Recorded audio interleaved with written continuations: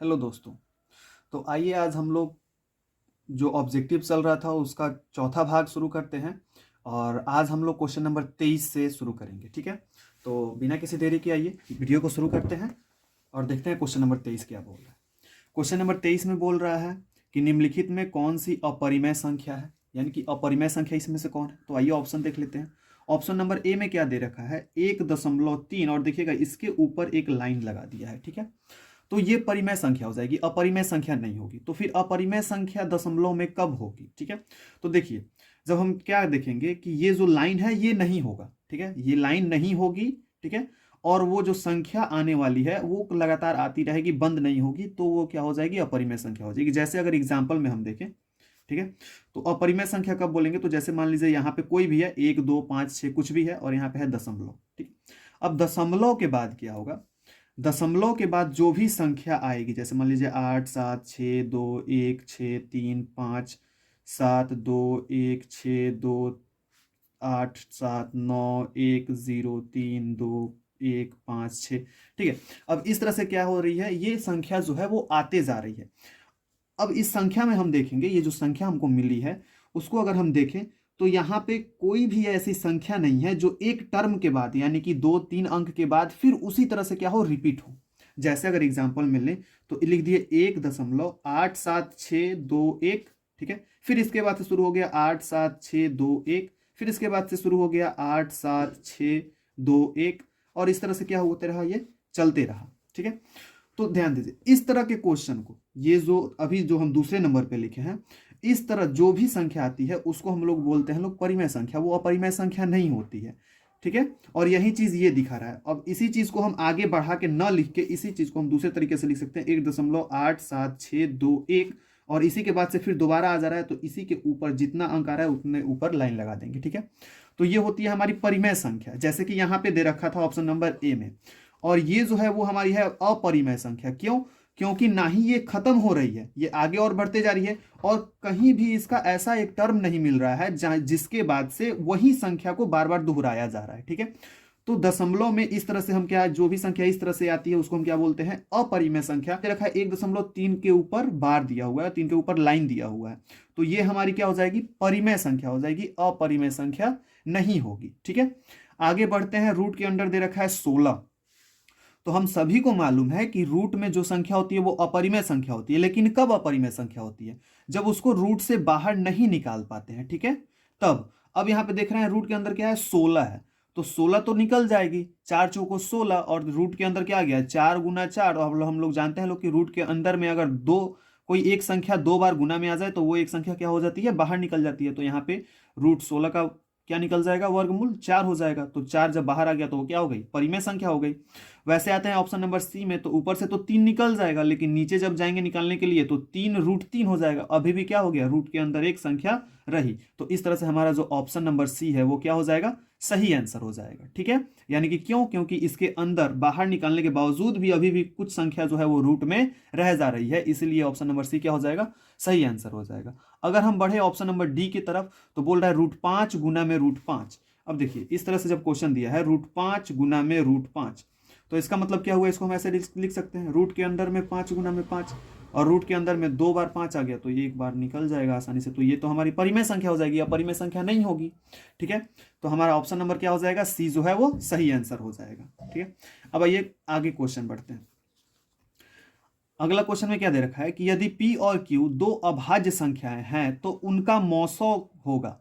अब ध्यान रखिएगा, अभाज्य संख्या, कहीं भी क्वेश्चन में कभी भी अगर अभाज्य संख्या का चर्चा कर दे, अभाज्य संख्या आ जाए और उस क्वेश्चन में बोले मौसौ निकालने के लिए कभी भी, ठीक है, तो ये हमेशा याद ही रखिएगा लोग, इसका मौसौ हमेशा क्या आता है, 1 आता है।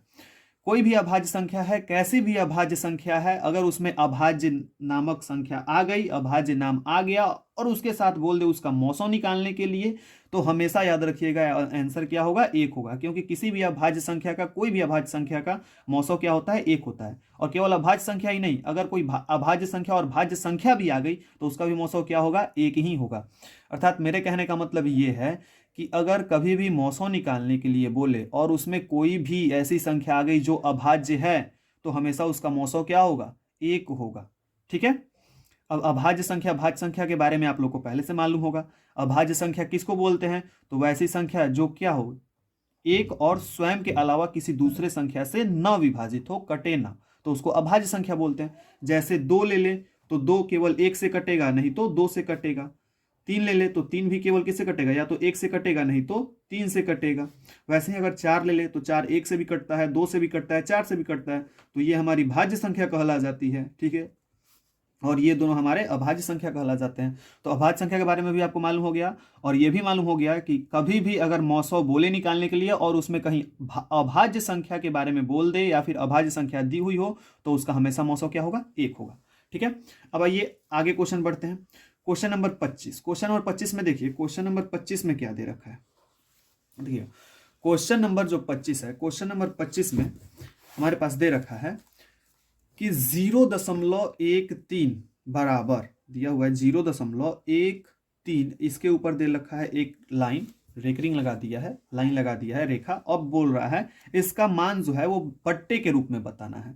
तो हमेशा याद रखिएगा, जब भी कभी इस तरह का क्वेश्चन आए, जब कभी भी इस तरह का प्रश्न आए कि इस दशमलव के बाद जो संख्या है उसके ऊपर लाइन दिया हुआ है, तो इस तरह के संख्या को भिन्न के रूप में बदलने के लिए जो ऊपर संख्या है उसको लिख देंगे, ठीक है, और नीचे में दशमलव के बाद जितनी संख्या के ऊपर लाइन दिया है उतनी बार क्या दे देंगे? नीचे में 9 दे देंगे। ठीक है, इसको हमेशा याद रखिएगा, जब ऊपर संख्या के दशमलव के बाद कोई भी संख्या के ऊपर अगर लाइन दिया हुआ है, किसी एक संख्या के बारे में नहीं बोल रहे हैं, सभी संख्या के ऊपर अगर लाइन दिया हुआ है तो उसको दशमलव से भिन्न में बदलने के लिए जो संख्या दी हुई है उस संख्या को ऊपर लिखेंगे अंश में, तथा उसके नीचे बट्टे के रूप में, यानी कि नीचे हर में जितनी संख्याओं के ऊपर लाइन है उतना बार क्या लिख देंगे? 9 लिख देंगे। ठीक है, तो इस तरह से हमारा ऑप्शन नंबर सी जो है वो क्या हो गया? सही आंसर हो गया। इसके बारे में और हम लोग विशेष चर्चा करेंगे लोग अगले वीडियो में, जो कि 2-3 मिनट का वीडियो निकलेगा कुछ समय के बाद। ठीक है, अब आइए क्वेश्चन नंबर 26 देखते हैं। तो क्वेश्चन नंबर 26 में क्या बोल रहा है? क्वेश्चन नंबर 26 में बोल रहा है कि 18 तथा 72 का मौसौ है। तो 18 और 72 का मौसौ क्या होगा? तो निकाल लेते हैं, सिंपल, सबको तो मालूम ही है मौसौ कैसे निकलता है। तो दो संख्या उसमें दी हुई थी 18 और 72, तो एक 18 छोटा है तो छोटे को, फिर 72 बड़ा है तो बड़े को। अब क्या करेंगे? भाग दे देंगे। तो हम जानते हैं 18 का पहाड़ा में 4 मार्क में 72 आता है, 18 चौको 72, और यहाँ से ये क्या हो गया? 72 कट गया। और हम जानते हैं हम लोग मौसौ किस संख्या को बोलते हैं? तो ये जो भाजक होता है उसी को हम क्या बोलते हैं? मौसौ बोलते हैं। तो इस तरह से 18 और 72 का मौसौ हमारा क्या आ जाएगा? 18 आ जाएगा, जो कि हमारे ऑप्शन नंबर ए में दे रखा है। तो इस तरह से हमारा ऑप्शन नंबर ए क्या हो गया? सही आंसर हो गया। ठीक है, अब आइए आगे बढ़ते हैं क्वेश्चन नंबर 27 की तरफ। क्वेश्चन नंबर 27 में क्या दे रखा है? तो क्वेश्चन नंबर 27 में बोल रहा है, देखिएगा, √12 का परिमेयीकरण गुणांक है। ठीक है, यानी कि जब इसको परिमेयकरण की तरफ बढ़ रहे हैं तो इसका गुणांक क्या है? गुणांक का मतलब हुआ कि इसके साथ गुना में कौन है। ठीक है, तो इस तरह के क्वेश्चन को बनाने के लिए हम क्या करते हैं? जो भी रूट के अंदर दिया है उसको रूट से बाहर निकालने का कोशिश करते हैं, तोड़ते हैं। ठीक है, तो रूट के अंदर क्या दिया है? 12। अब इसको बाहर निकालने के लिए क्या करेंगे? इसको तोड़ेंगे, इसका अभाज्य गुणनखंड करेंगे। तो और अभाज्य गुणनखंड करने के लिए सबसे आसान तरीका है ये 12 लिखिए, और जो कि आप लोग बचपन में पढ़े होंगे लोग, लॉसो निकालना, उस तरह से लॉसो निकाल दीजिए। ठीक है, 2 छके 12, फिर 2 तियां 6 हो गया। अब ये अभाज्य गुणनखंड के रूप में टूट गया। अब इसको लिख लीजिए, क्या आ जाएगा? 2 गुना का 2 गुना का 3 आ गया। ठीक है, अब इसको हम क्या करेंगे? 2 बार 2 आ गया है गुना में, तो ये 2 तो बाहर निकल जाएगा और रूट के अंदर क्या बच जाएगा? 3। तो 2 रूट क्या हो गया? 3। और बोल रहा है परिमेयीकरण गुणांक, तो हमारा गुणांक क्या निकल के आ गया? 2√3। यही आंसर होगा। तो देख लेते हैं कौन से ऑप्शन में दिया हुआ है।